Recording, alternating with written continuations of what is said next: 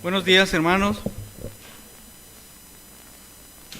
Pues seamos todos bienvenidos a este tiempo, a este día, a este primer domingo de este año nuevo, 2015, caray, tiempo va volando. Pues vamos a continuar, hermanos, con nuestro estudio de este personaje bíblico, ¿no? La vida de David. Y el día de hoy nuestro tema se llama el mensaje, el tema del mensaje, el título del mensaje es La sutil tentación de David. Habíamos dejado la semana pasada en la historia de David, veíamos cómo compartía nuestro hermano, cómo la vida de David tomaba un giro inesperado. Estamos hablando de un rey, de un hombre que había sido ungido por el Señor para ser rey de Israel, rey del pueblo de Dios. Y esta capacitación que debe tener una persona que quiere ser un rey, el Señor había escogido que la tuviera en lugares donde habitualmente nosotros pensaríamos no hay capacitación para un rey, y es en el desierto, en las cuevas, bajo condiciones de circunstancias que son totalmente adversas. Y el Señor quiere hacer de ese hombre un rey, y lo hizo también como ejemplo para todos nosotros. Y ese hombre pecador, que conocemos toda su historia en la Escritura, es un hombre que la Biblia lo conoce como un hombre conforme al corazón de Dios. Entonces, decíamos y escuchábamos que el Señor escogió escenarios, circunstancias extrañas para forjar el carácter de ese joven que salía de detrás de las ovejas en el campo y luego iba al palacio a servir como músico del rey, pero también fue al campo de batalla para ser un guerrero y otra vez volvía detrás de las borregas, y llega un momento en que tiene que dejar todo eso y huir al desierto. Ese hombre también estaba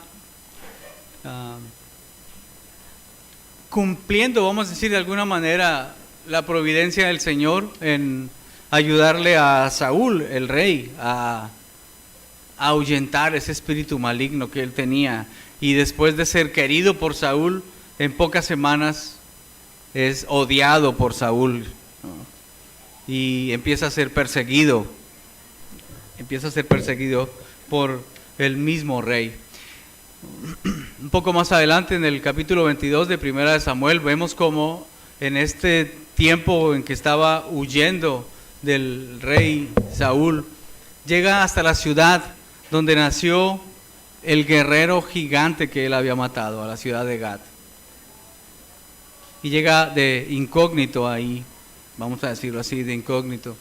Pero un joven que ha matado a un guerrero de 3 metros de altura no puede pasar por incógnito, y menos en la ciudad donde era ese guerrero. Entonces los siervos del rey de los filisteos lo descubren y comentan que ese guerrero está en la ciudad.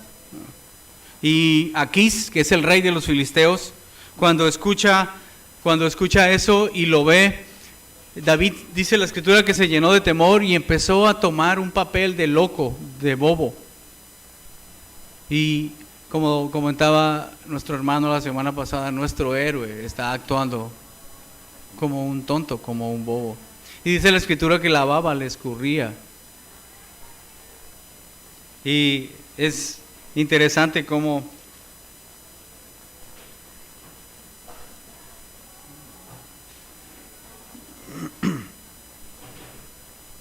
dice en el Primera de Samuel 21,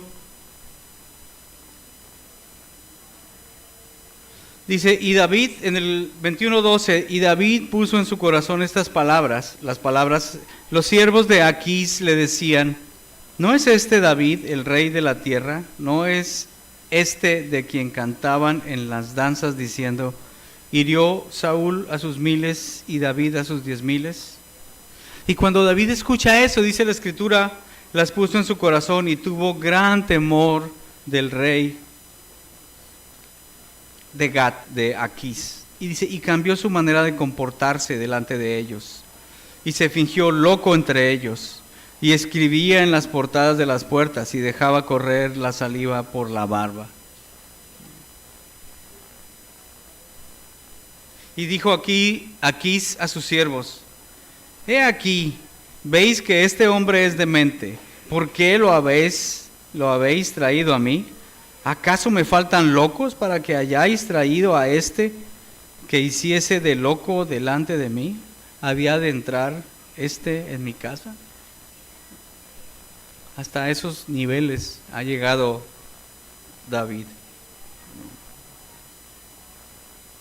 Después de esto, hay en el capítulo 22 de Primera de Samuel, dice que David huyó a la cueva de Adulam. Y en la cueva de Adulam, regularmente en las cuevas no vive mucha gente, ¿no? Y los que viven no creo que vivan rodeados de personas muy finas. Y en Primera de Samuel, capítulo 22, versículo 2, describe las personas que estaban rodeando a David. Y se juntaron con él todos los afligidos, y todo el que estaba endeudado, y todos los que se hallaban en amargura de espíritu. Y fue hecho jefe de ellos, y tuvo consigo como 400 hombres. Tenemos al rey David, después de fingir como loco, viviendo en una cueva, y rodeado por 400 hombres que no valían nada. Al contrario, estaban endeudados. Y los estudiosos asumen que Saúl tenía impuestos muy altos y le debían a Saúl impuestos. Con amargura de espíritu. Y todos esos hombres hicieron a David jefe de ellos. Otra característica, antes de pasar a nuestro tema del día de hoy, es que David fue acusado de mentiras por el mismo Saúl. Primera de Samuel 22, del 7 y 8, en el mismo versículo 7 y 8. Vamos a leerlo.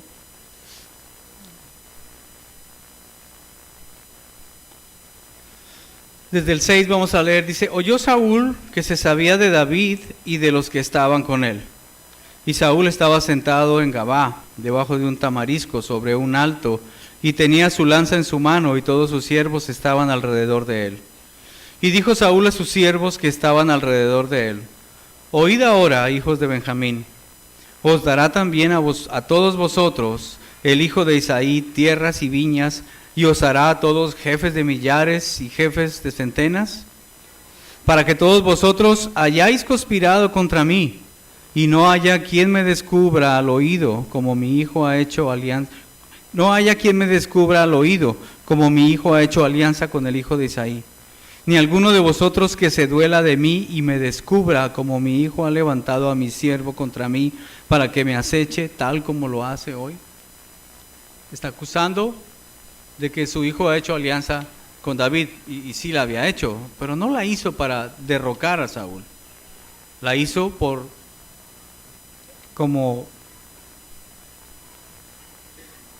la amistad que los unía. Y está acusando también a su gente, ¿no? Está levantando mentiras. Ahora, está mostrando Saúl el corazón y el carácter de un hombre que está atormentado por la envidia, por la malicia, por los celos, ¿no? Y el autor del libro que estamos llevando como guía empieza este capítulo diciendo, aunque era grande en estatura, en carácter Saúl era pequeño. Era tan pequeño que en realidad no podía soportar que alguien mucho menor que él en edad y experiencia estuviera por encima de él, tanto en arrojo como en popularidad. Y eso es lo que Saúl está mostrando, ¿no? Su carácter. Ahora, Como resultado de esto, dice la Escritura más adelante en el capítulo 22, que murieron 85 sacerdotes de la familia de Ahimelech, ¿no? En 1 Samuel 22, en el versículo 19, su envidia y su amargura llegó a costarle la vida a toda una familia. Cuando él acusa al sacerdote Ahimelech de haber conspirado. Y en el versículo 13 de 1 Samuel 22 leemos: y le dijo Saúl: ¿por qué habéis conspirado contra mí, tú y el hijo de Isaí? Se está refiriendo al sacerdote Ahimelech. Cuando le diste pan y espada y consultaste por él a Dios para que se levantase contra mí y me acechase, como lo hace hoy día. David fue al sacerdote Ahimelech en busca de pan y en busca de una espada. No fue a consultarle nada. Entonces Ahimelech respondió al rey y dijo: ¿y quién de entre todos tus siervos es tan fiel como David, yerno también del rey, que sirve a tus órdenes y es ilustre en tu casa? Y continúa: ¿he comenzado yo desde hoy a consultar por él a Dios? Lejos sea de mí. No me culpe el rey de cosa alguna a su siervo, ni a toda la casa de mi padre, porque tu siervo ninguna cosa sabe de este asunto grande ni pequeña. Y el rey dijo: sin duda morirás, Ahimelech, tú y toda la casa de tu padre. Y cuando David ordena a sus siervos que maten a la familia, ninguno lo quiere hacer. Pero hay un hombre que sí lo hace, ¿no? Se llama Doeg. Entonces en el 18 continúa la lectura, dice: y dijo el rey a Doeg: vuelve tú y arremete contra los sacerdotes. Y se volvió Doeg el edomita y acometió a los sacerdotes y mató en aquel día a 85 varones que vestían de efod de lino. Y a Nob, ciudad de los sacerdotes, hirió a filo de espada, así a hombres como a mujeres, niños y hasta los de pecho, bueyes, asnos, ovejas, todo lo hirió a filo de espada. Y el contraste es grande aquí cuando el Señor le dijo a Saúl que destruyera a una ciudad y destruyera todo. Leíamos en capítulos anteriores y cómo Saúl dejó lo mejor del ganado y al rey vivo, pero no perdonó y mandó a que todo fuera muerto en el temor y en el miedo que estaba sintiendo por Saúl, ¿no?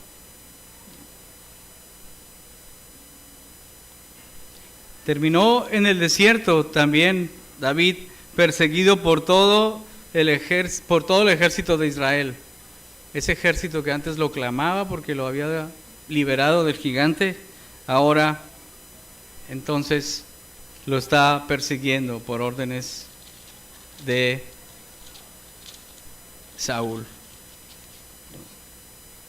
Aquí es donde quedamos la semana pasada y aquí es donde vamos a empezar el día de hoy nuestro relato y el aprendizaje, los principios que el Señor tiene para nosotros el día de hoy. Vamos a empezar en el versículo 24. La lectura del día de hoy, Romanos 8:28. Y sabemos que los que aman al Señor, todas las cosas les ayudan a bien. Con esa lectura vamos a orar, hermanos. Acompáñenme, por favor. Oh. Bendito Dios, Señor, gracias, Padre. Gracias te damos por tu amor y tu misericordia, Señor. Por la lectura de tu palabra, por tu amor hacia nosotros, Señor, por lo que tienes para nosotros el día de hoy. Y, Señor, una vez más estamos ante ti, ante tu presencia, Señor. Y, Señor, lo estamos haciendo con temor y temblor. Ayúdanos, Señor, a tener conciencia, Padre, de tu poder, de tu misericordia y de tu santidad. Y al abrir tu palabra, de que al abrir tu palabra, Señor, estamos dirigiéndonos y aprendiendo del Dios vivo y verdadero, del Dios justo. Ayúdame, Señor, principalmente a mí, a compartir de tu palabra.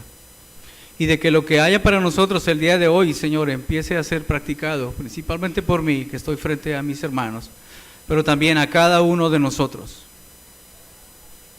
para conocerte más, entenderte y vivir, Señor, esa vida que has pagado para nosotros, para tus hijos, Señor. Gracias te damos, Señor, y ayúdanos a entenderte y a conocerte cada día más y mejor. Y, Señor, todo esto te lo pedimos en el nombre de tu Hijo Jesucristo. Amén.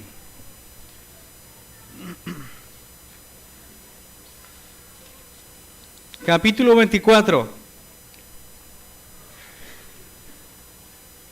El Señor actúa de extraordinaria manera y también diferentes maneras que muchas veces son raras para nosotros.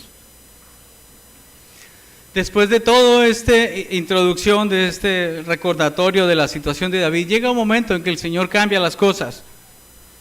Y cuando empieza el capítulo 24, al siguiente versículo, aquel hombre que era perseguidor, ahora se convierte en perseguido y en una posición de vulnerabilidad que David jamás esperaba. Vamos a leer 24:1. Cuando Saúl volvió de perseguir a los filisteos, le dieron aviso diciendo: he aquí, David está en el desierto de En-Gadí. Y tomando Saúl 3,000 hombres escogidos de todo Israel, fue en busca de David y de sus hombres, por las cumbres de los peñascos de las cabras monteses. Y cuando llegó a un redil de ovejas en el camino donde había una cueva, entró Saúl en ella para cubrir sus pies. Y David y sus hombres estaban sentados en los rincones de la cueva.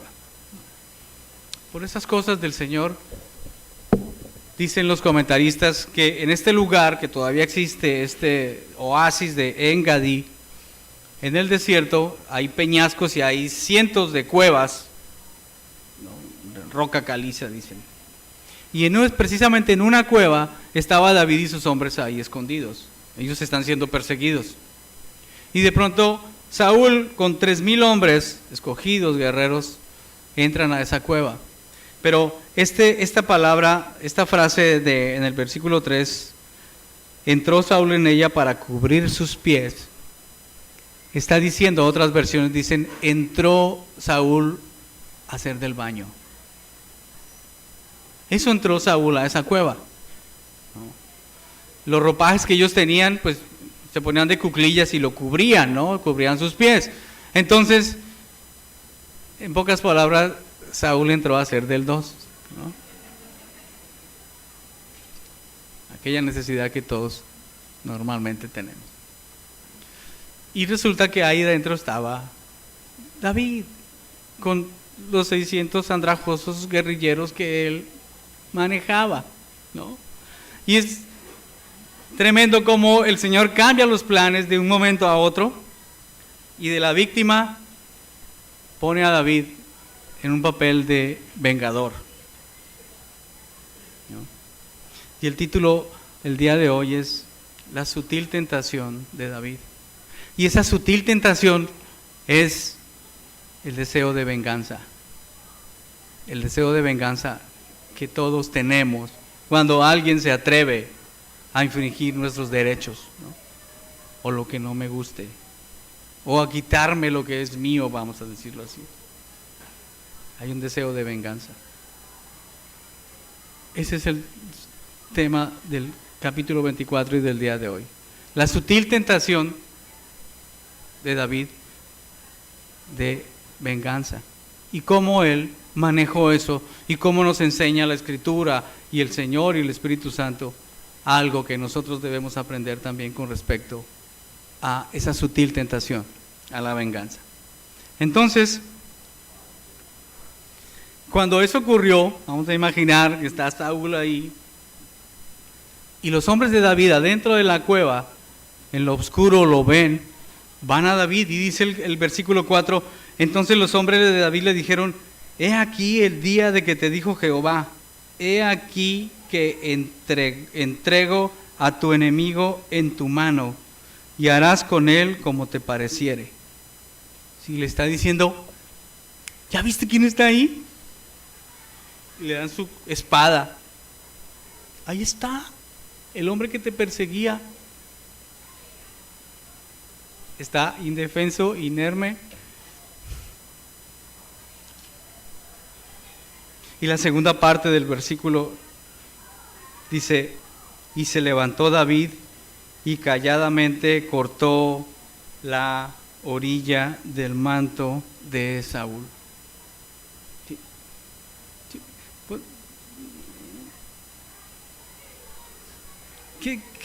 No sé, cuando leía esto y imaginaba ¿qué habrá pasado con David? David es un hombre pecador, es un hombre como cualquiera de nosotros, es un hombre que siendo joven ha estado sufriendo persecución 2 veces, trató de matarlo Saúl con una lanza en una distancia muy corta, y de pronto ve a ese hombre ahí.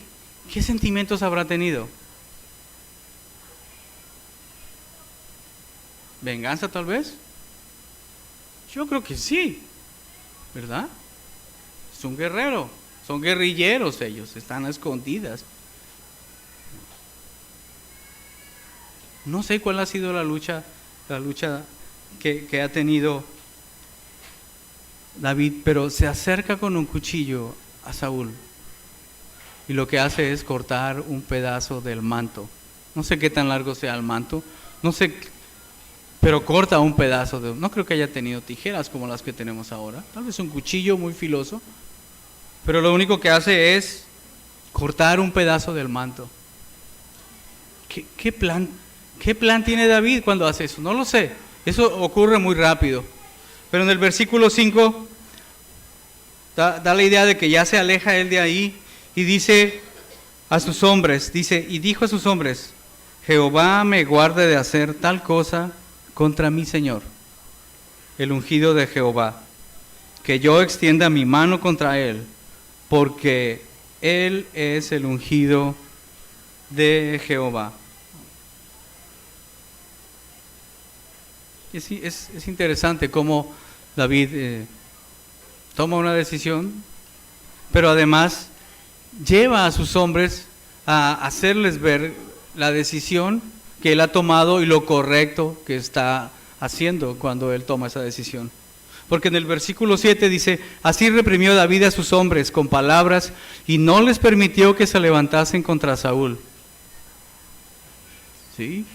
¿Cuántos hombres habrán querido matar a Saúl ahí? Tal vez David no tenía que hacerlo, solamente era tronar un dedo y había hombres dispuestos a hacerlo, y tal vez justificadamente. Pero David está reprimiendo a sus hombres. Y esa palabra reprimir en el hebreo dicen que significa desarmarlos, ¿no? Como, no lo haces. Y en todo esto, dice el versículo 7 al final, y Saúl saliendo de la cueva siguió su camino, ¿no? Terminó lo que estaba haciendo y siguió su camino, ¿no? Ahora, el versículo 5,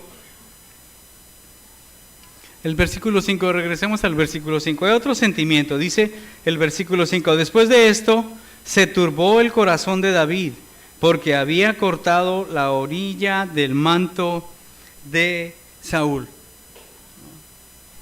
Y aquí los estudiosos tienen 2 posiciones. Una era que en este tiempo los ropajes reales eran prácticamente sagrados. Y David estaba cortando un manto que por la investidura de Saúl era sagrado. Pero también hay otros que piensan que David estaba luchando con un sentimiento de venganza y un sentimiento que él sabía que no era correcto. Cualquiera de las 2 posiciones fue suficiente para tener ese cargo de conciencia que tuvo David cuando cortó ese pedazo de tela, ¿no?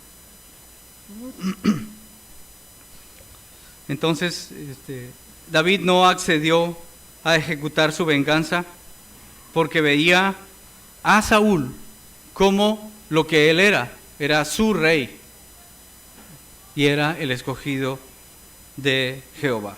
Entonces hagamos un recuento. ¿Por qué David hizo lo correcto? 1, no mató a Saúl.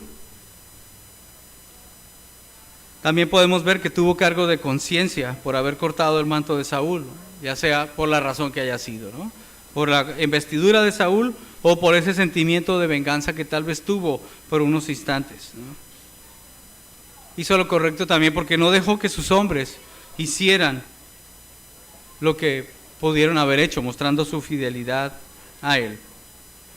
En pocas palabras, David no cedió a la sutil tentación de vengarse por sí mismo. Y vamos a Levítico, por favor, Levítico 19.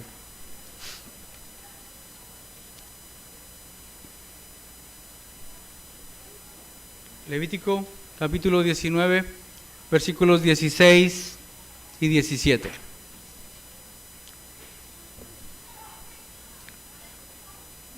Dice el versículo 16: no andarás chismeando entre tu pueblo, no atentarás contra la vida de tu prójimo, yo Jehová. Y el 17 dice: no aborrecerás a tu hermano en tu corazón, razonarás con tu prójimo para que no participes de su pecado. Lo que está haciendo David era lo correcto. ¿Y por qué es lo correcto? Porque en la Escritura está.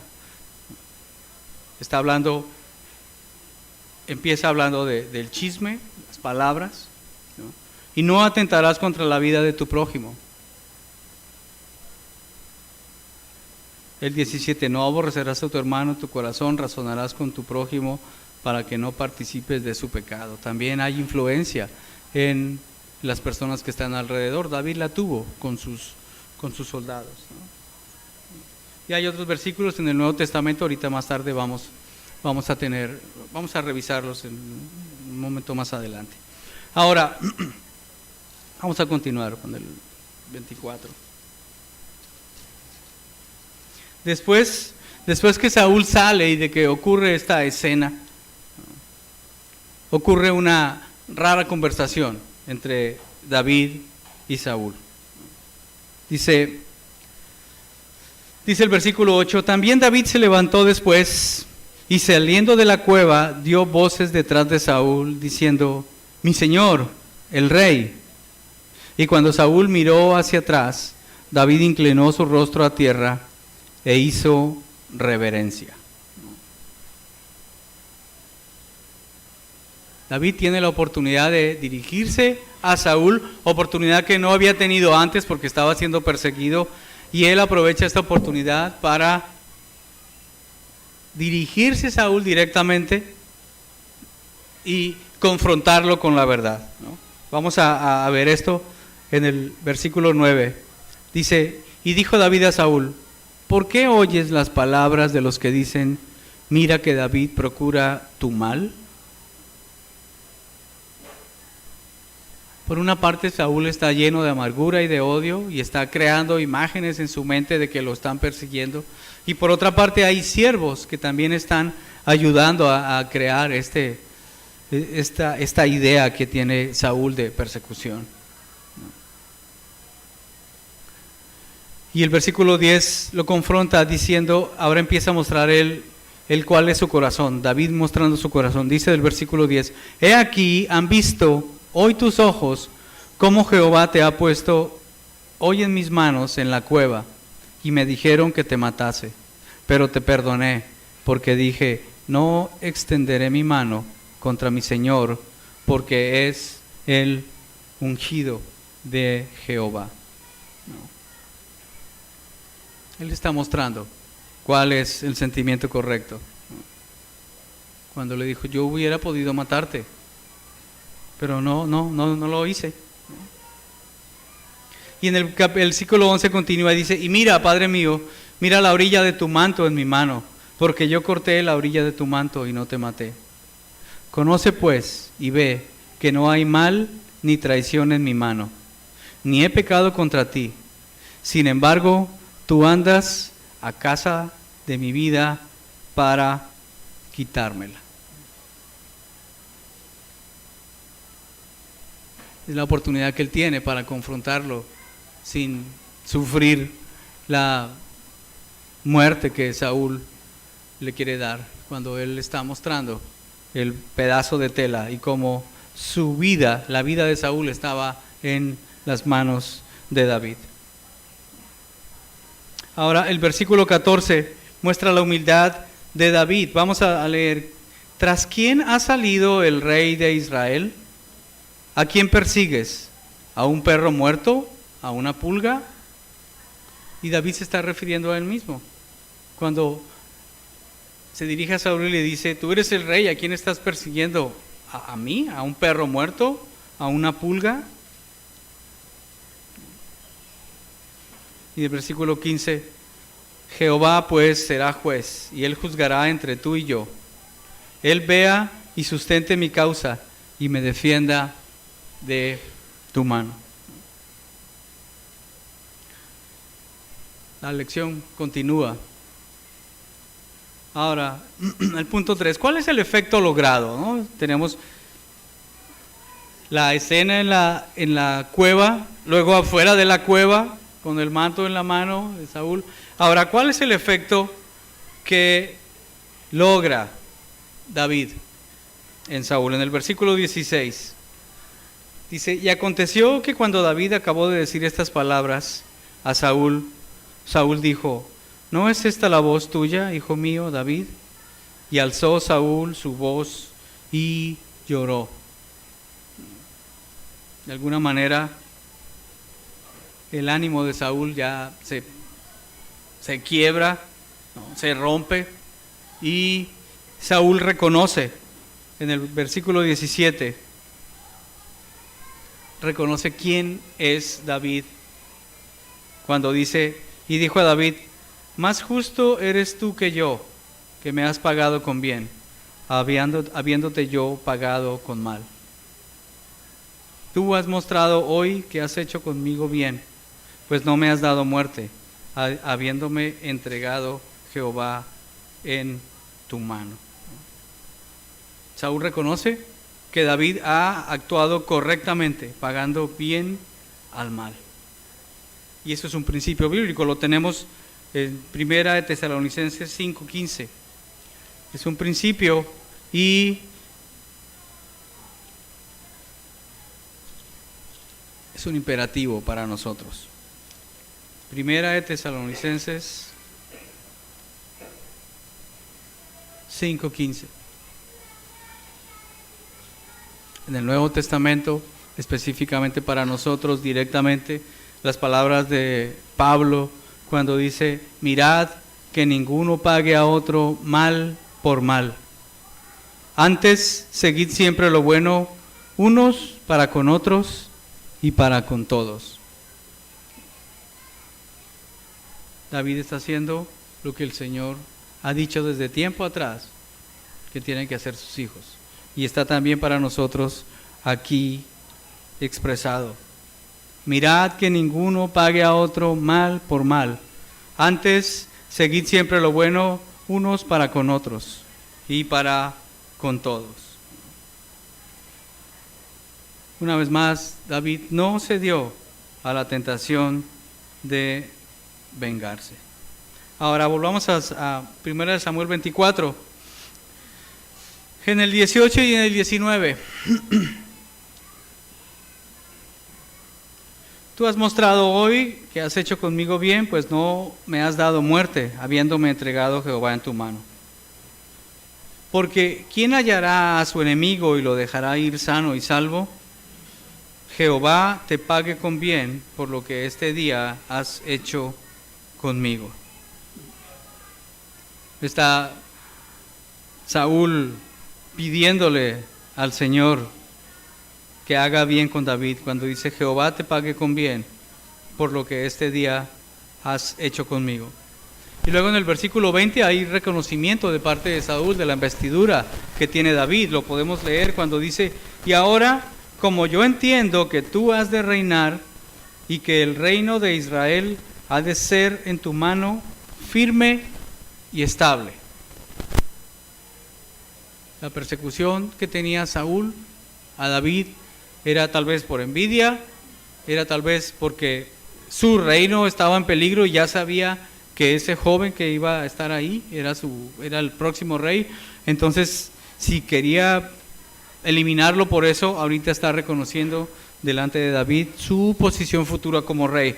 Pero va a él y le pide un favor. Dice en el 21, júrame pues ahora por Jehová que no destruirás mi descendencia después de mí, ni borrarás mi nombre de la casa de mi padre. Le pide que le haga una promesa, ¿no? Que no destruya la casa, los hijos de Saúl. Normalmente cuando una dinastía era derrocada, lo que hacía el nuevo rey era acabar con todo lo que hubiese de la dinastía anterior. Entonces Saúl ya quería, sabiendo que su reino iba a terminar, quería asegurarse que sus hijos, su casa, todavía siguiera. David cumpliría años después esta promesa. Vamos a 2 de Samuel, en el mismo libro en el que estamos, pero vamos al capítulo 9.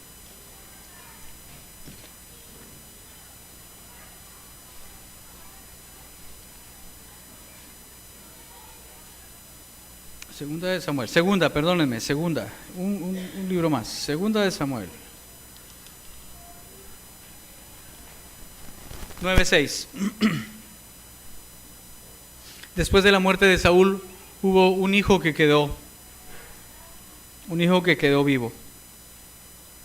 Y uno de los siervos le platica a David que hay todavía un hijo de la casa de Saúl que está vivo.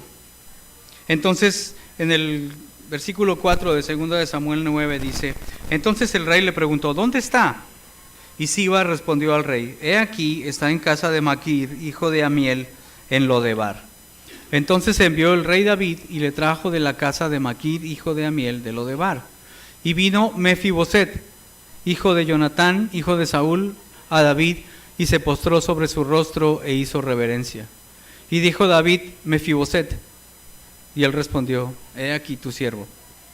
Y le dijo David, no tengas temor, porque yo a la verdad haré contigo misericordia por amor de Jonatán tu padre, y te devolveré todas las tierras de Saúl tu padre, y tú comerás siempre a mi mesa. David estaba cumpliendo una promesa que le había hecho no solamente a Saúl, sino también a Jonatán, porque había hecho un pacto con Jonatán. Este hombre estaba cumpliendo su promesa. Y en el versículo 24 en el versículo 22, regresando a 1 de Samuel 24, aquí ya toman direcciones contrarias ambos hombres. Después del juramento que David le hace a Saúl, entonces David juró a Saúl y se fue a su casa. Y David y sus hombres subieron al lugar fuerte. Ya después de esto, Saúl se va a su palacio y alguien podría pensar, bueno, pues ya se perdonaron, ya. No, David sabe que esos procesos no son de un día para otro. No es de que ya pedí perdón y ya soy diferente.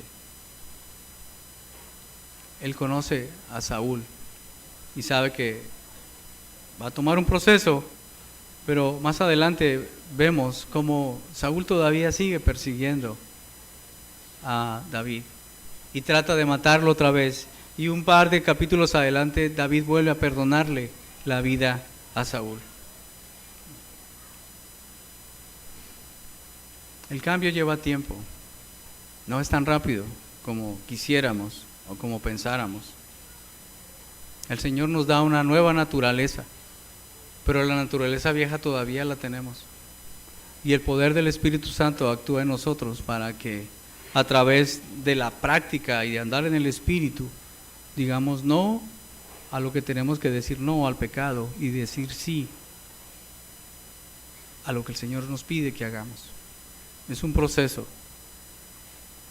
El Señor nos da la salvación en el momento en que vemos nuestra necesidad de Él y en ese momento nos da esa salvación. Pero el proceso que sigue es el proceso de santificación, Es un proceso donde ya participamos y lleva tiempo. Y Él está ahí y podemos participar y fallamos y nos volvemos a levantar cuando confesamos y nos arrepentimos. Aquí entonces toman direcciones contrarias. Pero Saúl, una vez más, persigue a David y quiere también matarlo. Ahora, ¿cómo podemos aplicar eso a nuestras vidas, hermanos?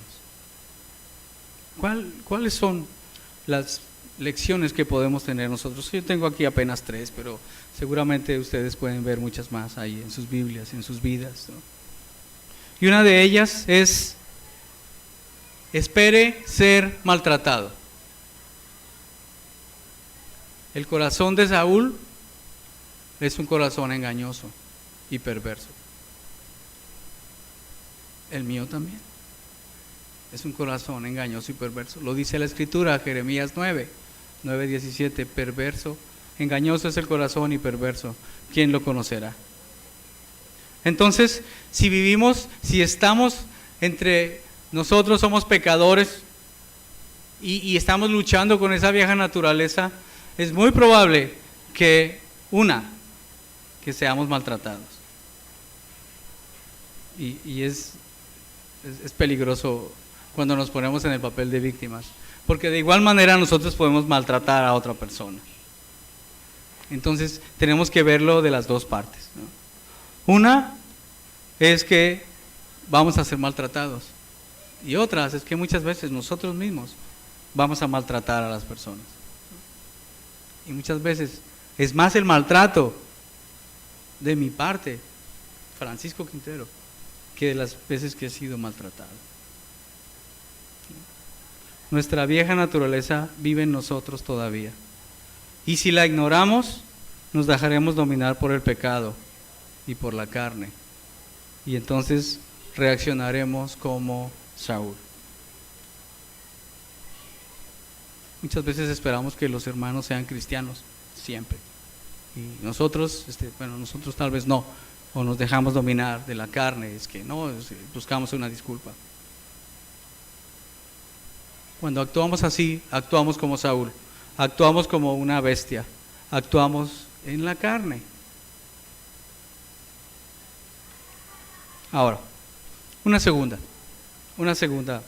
Si el maltrato es inevitable, esperemos tener sentimientos de venganza.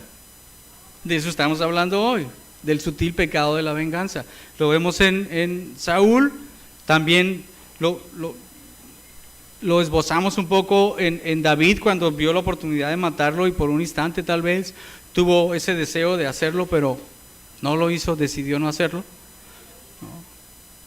Pero nosotros lo vamos a tener también, el deseo de venganza, ¿no? Ahora, no estoy diciendo que vamos a alentar ese sentimiento de venganza, pero sí esta historia y esta situación nos ayuda a prever esos sentimientos que podemos tener para dominarlos. Y nosotros como creyentes tenemos el poder para hacerlo. Veamos una ilustración, una historia. Vamos por favor a Génesis 4.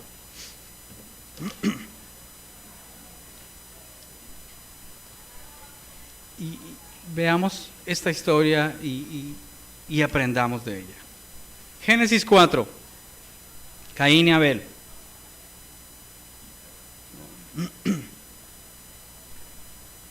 Está esta situación, ambos jóvenes presentan una ofrenda al Señor.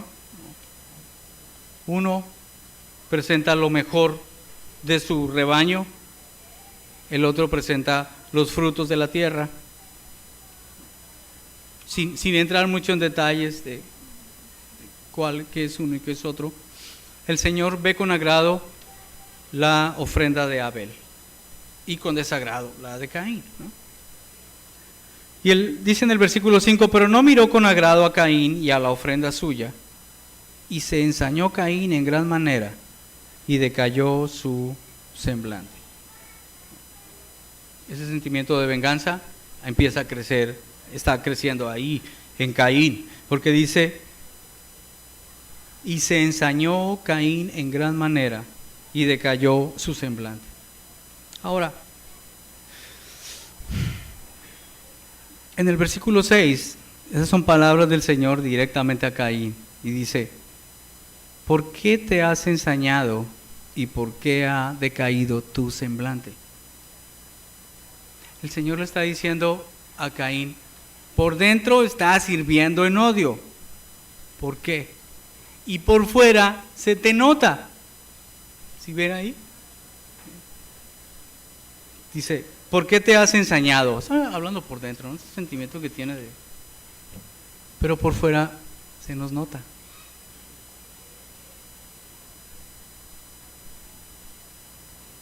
Y el Señor continúa, nos dice: si bien hicieres, ¿no serás enaltecido? Y si no hicieres bien, el pecado está a la puerta. Y me llama mucho la atención, para que veamos todos los pasos que el Señor está mostrando aquí, para que nosotros no pequemos, vamos a decirlo así. El Señor está diciéndole: si bien hicieres, ¿no serás enaltecido? La respuesta es sí, es una pregunta retórica. Claro que sí.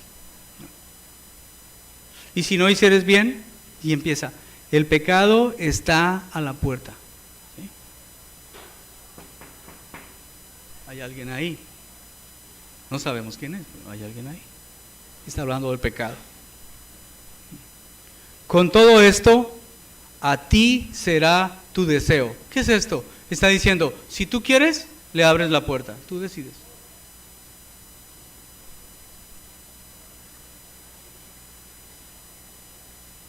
Y tú te enseñorearás de él. ¿Qué es lo que el Señor está diciéndole a Caín y qué está diciendo a nosotros? Cuando nosotros estamos en el Señor, tenemos la opción de decir no al pecado. Tenemos la primera opción de decir, de hacer lo correcto. Cuando no hacemos lo correcto, todavía tenemos la oportunidad de escuchar que ahí está atrás el pecado. Y el Señor está diciendo, con todo, dice, a ti será tu deseo. Tú decides y tú te enseñorearás de él. Eso es lo que el Espíritu Santo hace en nosotros, nos da el poder para hacer eso, para decir no al pecado. Es lo mismo que hizo con David y es lo mismo que hace con nosotros. Y cuando el autor de este libro dice el maltrato es inevitable, si el maltrato es inevitable, espere tener sentimientos de venganza, es para llevarnos a prever y hacer entonces, tomar ese Espíritu Santo para decir no a lo que tenemos que decir no. Tú escoges, tenemos el poder de tomar el control. No. Tenemos la oportunidad de decir no. No.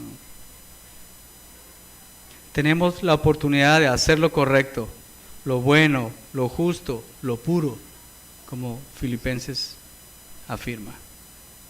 Ese es el poder que tenemos en el Señor. Ahora, el tercer punto, ya para terminar.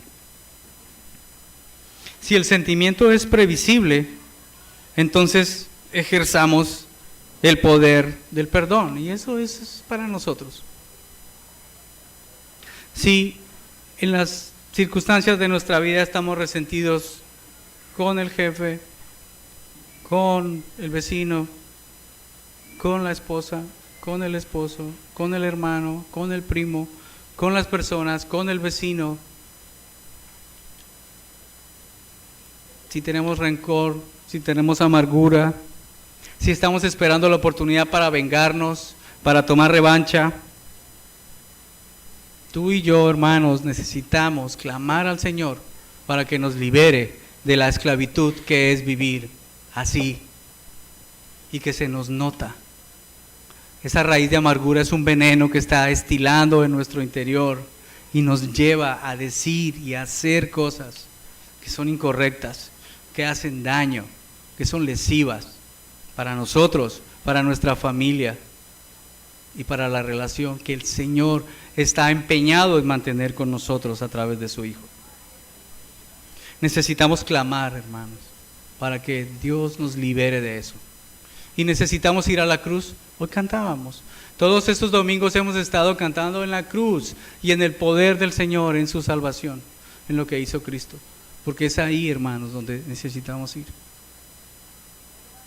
Para pedir ese perdón, para tener esa fuerza que necesitamos, hermano, para ser liberados del poder del pecado y poder tener ese perdón. Y cuando tenemos ese perdón y lo recibimos, entonces ya podemos hacer frente a ese pecado. No es de que ya nos liberó, no, ya tenemos el poder para decir no al pecado. Y como veíamos en semanas anteriores, el Señor va a poner circunstancias una y otra vez, circunstancias donde nos veamos al frente para ejercer el poder del perdón y decir no.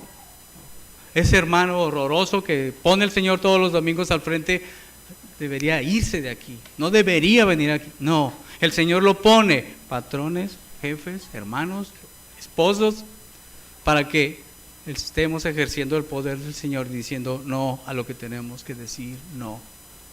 Y para tener victoria y decirle al Señor, es tu victoria, gloria a Dios por eso. Eso es lo que necesitamos hacer, hermano. Ir a la cruz, pedir clemencia para ser liberados de la esclavitud de ese pecado, hermano. Ejerzámoslo a través de Jesucristo, de su sangre, ¿no? Él ya pagó por eso, hermano. ¿No lo crees, hermano? Él ya pagó. Pon a prueba al Señor, hazlo y te vas a dar cuenta, hermano. Y cuando el Señor te desarme, humíllate, humillémonos, hermano, porque tenemos la victoria, la tenemos. Entonces ya podemos ver lo que el Señor hace, su providencia, cómo Él a través de todo el tiempo ha hecho cosas, a veces indescriptibles, inconcebibles, para llevar y cumplir su plan en nosotros. Entonces ya no vamos a ver el frío, el calor, esto, aquello, el sonido, eso que no trae. No, hay cosas mayores que el Señor quiere hacer con nosotros, Señor. Él ya hizo lo imposible para nosotros, hermanos. Necesitamos ya dejar eso, ¿no? Espíritu de venganza, de revancha, mis derechos. No, tengamos cuidado. Cuando hablamos de derechos, estamos hablando de pecado. El Señor tiene un nombre: pecado, venganza. ¿Qué se ha creído ese fulano? Vamos a Romanos 12, 17 a 19, por favor.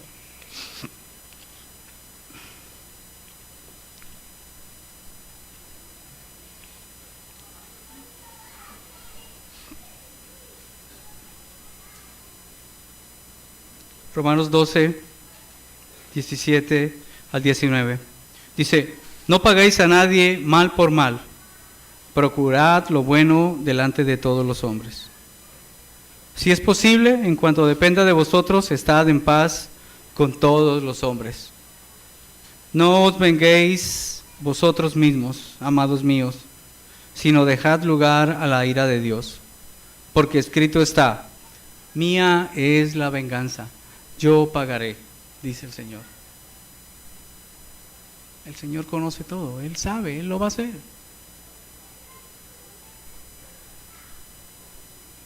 Así que si tu enemigo tuviera hambre, dale de comer, y si tuviere sed, dale de beber, pues haciendo esto, ascuas de fuego amontonarás sobre su cabeza. Y el 21 dice: no seas vencido de lo malo, sino vence con el bien el mal. Cuando nosotros queremos vengarnos, experimentamos un proceso de 3 pasos, y lo vemos en el relato con David. Dice, uno es el agravio, ¿no? Nos sentimos ofendidos, o ofendemos. En el caso de David, pues era perseguido, ¿no? Hay un segundo paso que es el de vulnerabilidad. Y ese está expresado cuando David estaba de cuclillas ahí en la cueva, que estaba a merced, ¿no? Y el tercer paso es la acción incorrecta. podemos hacer daño, podemos hacer mal. En el caso de David, la enseñanza para nosotros es que él hizo lo correcto, ejerció el poder del perdón. David tenía la promesa de Romanos 8:28. A los que aman a Dios, todas las cosas les son para bien.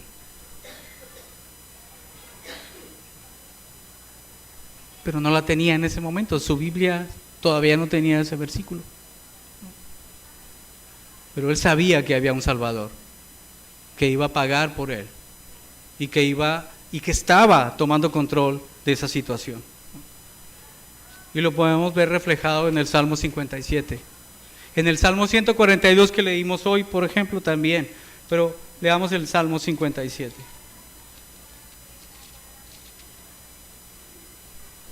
Todo el Salmo, pero vamos a leer 3 versículos. Y en mi Biblia dice: Mictán de David cuando huyó delante de Saúl a la cueva. Los primeros 3 versículos dicen: Ten misericordia de mí, oh Dios, ten misericordia de mí, porque en ti ha confiado mi alma. En la sombra de tus alas me ampararé hasta que pasen los quebrantos. Clamaré al Dios Altísimo, al Dios que me favorece. Ahí está diciendo lo mismo que Romanos 8:28. Hay una promesa y Él la tiene. Y está diciendo: clamaré al Dios Altísimo, al Dios que me favorece. Y el tiempo es siempre, no es solamente cuando está en determinadas condiciones. Siempre, y lo podemos ver en la vida de David, como el Señor estaba con él. Y en el 3, Él enviará desde los cielos y me salvará de la infamia del que me acosa. Dios enviará su misericordia y su verdad. Y Dios hizo eso, mandó su misericordia y su verdad en su Hijo Jesucristo, para que nosotros pudiéramos, al igual que David, clamar por esa misericordia, por su fortaleza y por esa necesidad que tenemos de cambiar nuestra vida a través de lo que Él hizo, de que Él cambie nuestra vida. Él sabía de un Salvador 1000 años antes de que viniera ese Salvador. Él estuvo confiado siempre en el Señor. Ahora, hermanos, ¿en quién estamos confiando nuestra alma para esa salvación que tenemos en Él? Vamos a orar. Bendito Padre, Señor, una vez más, gracias, Padre, por tu amor y tu misericordia, Señor. Gracias, Padre, por tu bondad hacia nuestras vidas, por la enseñanza que hay. Gracias, Señor, porque tú eres nuestro Dios. Gracias, Señor, por tu perdón, por tu paciencia, porque eres nuestro Dios. Gracias, Padre. Ayúdanos, Señor, con temor y con reverencia, Señor, pero con confianza y con la certeza, acercarnos, Padre, a tu trono para seguir recibiendo de ti bendiciones, tu palabra, la gracia que necesitamos, Señor. Y ahora que estamos empezando este nuevo tiempo para nosotros, Señor, tú eres un Dios eterno. Nosotros, en nuestro carácter tan débil y tan finito, tenemos que marcar tiempos, Padre, para ir caminando un paso a la vez. Queremos poner este año a tus pies, Padre, pidiéndote, Señor, que sea tu palabra, tu amor, tu gracia, la que nos guíe, tu Espíritu Santo, Señor. Y, Señor, estamos expectantes por lo que tú vas a seguir haciendo en nosotros, en nuestra vida. Y principalmente, Señor, en esta, tu iglesia local. Ayúdanos, Señor, a verte a través de tu palabra y descansar en ti, en lo que tú estás haciendo y en lo que vas a seguir haciendo. Porque eres tú, Padre Santo, el que está haciendo la obra aquí. Nadie más. Ayúdanos, Padre, a buscarte y a verte. Gracias te damos, Señor. Y te pedimos todo esto en el nombre de tu Hijo Jesucristo.